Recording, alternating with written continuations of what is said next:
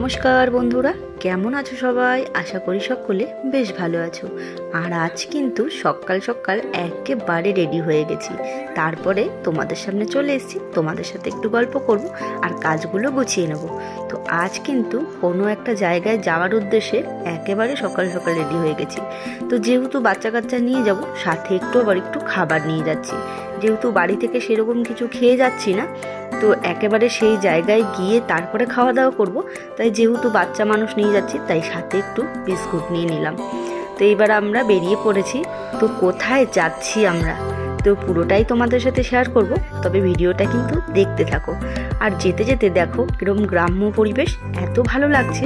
আর এইদিকে আবার কোনো এক স্কুলের কিছু প্রোগ্রাম হচ্ছে। সকালবেলাতেই এইরকম একটা পরিবেশ দেখবো ভাবতেই পারিনি। কত বাচ্চা, তার মধ্যে এখানে আবার হচ্ছে সাঁওতাল নাচ।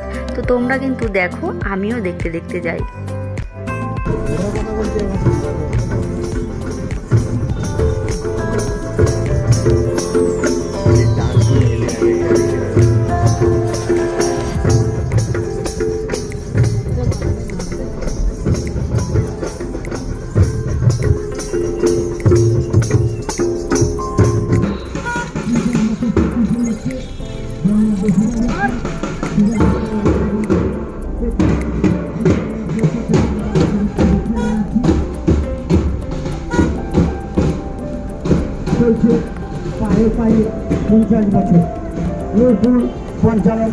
এইসব দেখতে দেখতে কখন যে হাফ রাস্তা পৌঁছে গেলাম বুঝতেই পারলাম না। তবে এখন আমরা পৌঁছে গেছি কচুয়া। তো এখান থেকে আমরা যে জায়গার উদ্দেশ্যে রওনা দিয়েছি, সেই জায়গার আধ ঘন্টা মতন লাগবে। তারপরে গিয়ে পুরোটাই তোমাদের সাথে দেখাচ্ছি যে আমরা কোথায় চলে এসেছি। তো দেখতেই পাচ্ছ, আমরা কোনো একটা দোকানে ঢুকেছি ঠাকুরের জিনিস কিনতে। তো এইবার তোমাদের বলেই ফেলি আমরা কোথায় যাচ্ছি। তো এখান থেকে কিছু ফুল নিয়ে আর মিষ্টি নিয়ে চলে যাব লোকনাথ বাবার মন্দিরে। এই জায়গাটা হচ্ছে চাকলা। এখানে বিশাল বড় লোকনাথ বাবার মন্দির। তো এখানে সবাই আসে পুজো করতে, যার যা মনস্কামনা পূর্ণ হয় তার জন্য কিন্তু আসে। তো সেই রকমই এক মানসিক করেছিল আমার শাশুড়ি মা তোমাদের দাদা ভাইয়ের জন্য। তো তার ওটা পূর্ণ হয়ে গেছে। তাই ভাবলাম সবাই মিলে এই জায়গায় যাওয়া যাক। আর শীতের শুরুতে তো সবাই যায় এখানে ওখানে, তো এরপরও আমাদের কিছু প্রোগ্রাম আছে। তো তার জন্য ভাবলাম সবার আগে এই জায়গায় যাওয়া যাক। তো এক কাজে দুই কাজ হয়ে যাবে, পুজোও দেওয়া হয়ে যাবে আর দুই মা বাবাকে নিয়ে ঘোরাও হয়ে যাবে। তো মা বাবাকে নিয়েই এই শীতের শুরুতে ঘোরাটা এখান থেকেই শুরু করলাম। এইবার পরপর দেখা যাক কোথায় কোথায় যেতে পারি। আর এই যে পুরো মন্দিরের সামনে চলে এসেছি, চলো মন্দিরটা তোমাদের ঘুরে দেখাই একবার।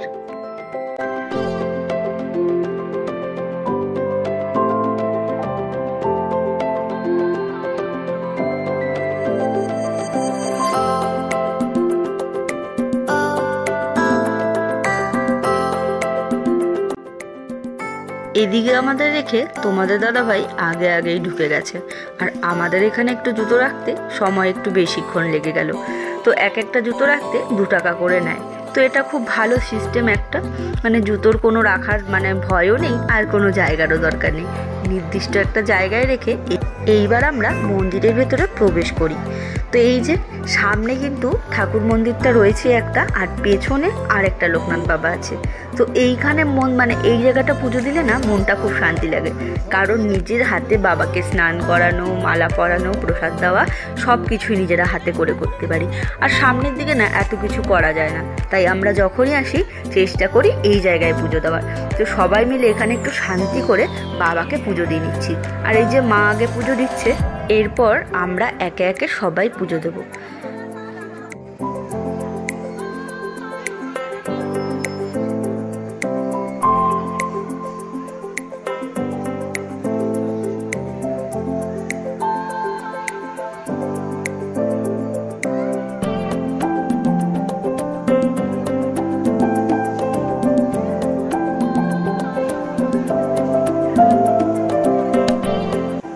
যে মা আবার কিন্তু তার ছেলের জন্য একা মানসিক করেনি, তার আবার বড় নাতির জন্য মানসিক করেছিল।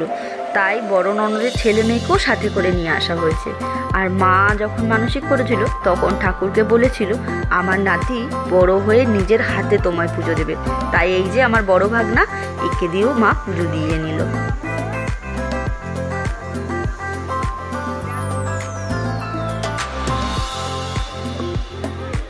এইবার চলে আসলো আমার মায়ের পালা। এইবার মা আমি দুজন মিলে একসাথেই ভাবলাম পুজো দিয়ে নিই, আবার আলাদাভাবে দেবো। তাই মা বললো চল তুই আমি একসাথেই পুজো দিই। তো মা আমি এই যে দুজনে একসাথে পুজো দিয়ে নিচ্ছি।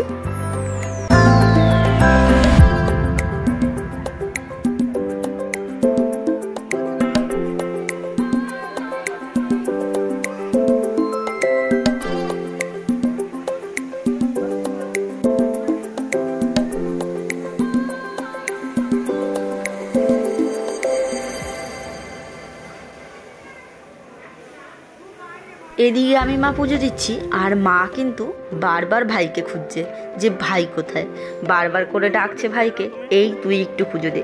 মারা মন হয় ছেলেকে একটু বেশিই ভালোবাসে, তাই না? তো আমাদের পুজো দেওয়া শেষ করে এইবার আমরা চলে যাব ধূপকাঠি মোমবাতি ধরাতে।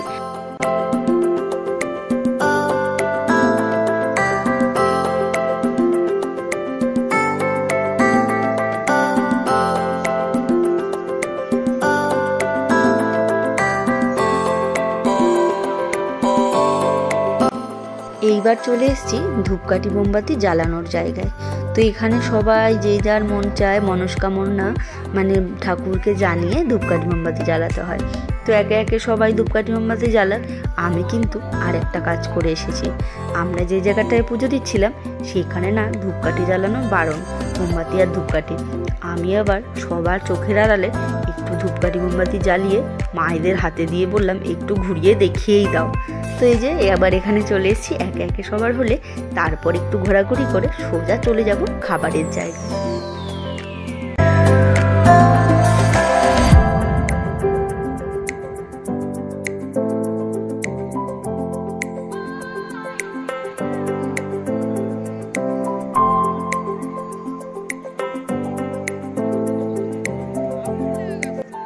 আমি আগেই বলেছিলাম তোমাদের যে মা মানসিক করে গেছিল তোমাদের দাদা ভাই আর আমার বড় ননদের ছেলের জন্য। তো মা আবার ঢিল খুলে দিল, আর আমার মা আবার ঢিল বাজছে। জানি না মা আবার কি মানসিক করছে, হয়তো কিছু করছে, সেটা তো আর বলবে না কি কারণে করছে। তো এইবার চারিদিকটা একটু জিনিসপত্র কিনবো বলে একটু ঘুরে নিই। সবাই ওদিকে ঘোরাঘুরি করছে, তার ফাঁকে আমি আর তোমার দাদাভাই এসে একটু ফুচকা খেয়ে নিলাম। সবাইকে অবশ্য বলেছি, কেউ খাবে না। তো আমরা দুজনই চলে আসলাম একটু ফুচকা খেতে। আর চারিদিকে দেখো কত লোক। আর এখানে জানো তো আর একটা জিনিস খুব ভালো, কত শাকসবজি। আর যারা এই গ্রামে থাকে চাষিরা নিজেদের হাতে যেই ফসলগুলো ফলায় ওরা না এখানে নিয়ে এসে নিজেরাই বিক্রি করে। তো ওইসব দেখে এসে দেখলাম এখানে অঞ্জলি দেবে, সবাই বসে পড়েছে। তো আমরাও একটু অঞ্জলি কিন্তু দিতে পারলাম, মানে ভাবতে পারিনি এইটা আমাদের ভাগ্যে থাকবে। তো সবশেষে চলে আসলাম খাবারের জায়গায়। তো আমরা কুপন কেটে নিয়েছিলাম 75 টাকার যেই কুপনটা সেইটা। তো এই যে একে একে খাবারের জায়গায় চলে এসেছি। এবার আমরা এখন সবাই মিলে খাওয়া দাওয়া করব। তো এখানে খাবারে ছিল খিচুড়ি আর কুমড়ো আলু দিয়ে একটা মানে তরকারি, তারপরে ছিল ফ্রাইড রাইস, আর ছিল সোয়াবিন আলু পনির দিয়ে একটা তরকারি, আর ছিল চাটনি, পাঁপড়, পায়েস। ঠাকুরের প্রসাদ মানে মনে হচ্ছে অমৃত খাচ্ছি, এত ভালো ছিল খাবারগুলো সে আর কি বলবো। তোমরা যদি কখনো আসো এখান থেকে কিন্তু এই খাবার অবশ্যই খাবে, খুবই ভালো লাগবে। তো সবশেষে ঠাকুরের পায়ের একটু আশীর্বাদী ফুল নিয়ে আসলাম, আর এই চেলিগুলোর মধ্যে বেঁধে নিলাম। তো মাকেও একটু বেঁধে দিলাম, আর আমি নিজে বেঁধে নিলাম। এইবার এইখানটায় বেশ রোদ পড়েছে, তো সবাই মিলে একটু বসবো এখানে ভাবলাম। তো আবার মা বললো চল একটু ওপরে দোতলায় যাই, দেখি ওখানে কি কি ঠাকুর আছে। তো এর জন্য সবাই এবার দোতলায় চলে আসলাম, দেখা যাক এখানে কি কি ঠাকুর দেখতে পাওয়া যায়।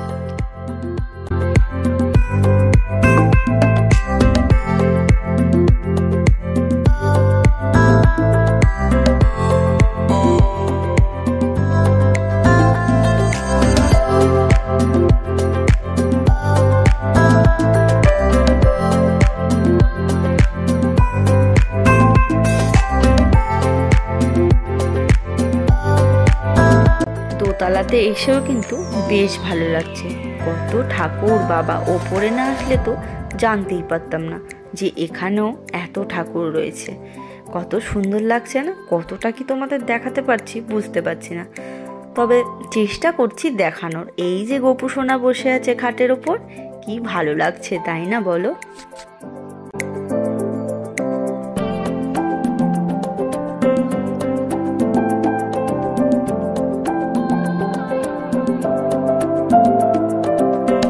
সবশেষে এইবার এক জায়গায় এসে সবাই বসলাম, আর যে যত জিনিস কিনেছি সব গোছাচ্ছি, কারণ বাড়ি নিয়ে যেতে হবে তো। আর এইদিকে ওরা পেয়ারা মাখা আর কামরাঙ্গা মাখা নিয়ে এসছে, তো ওরা খেতে থাকুক আর আমরা গল্প করতে করতে। আর তোমাদের একটু একটু দেখিয়ে দিই কী কিনেছি।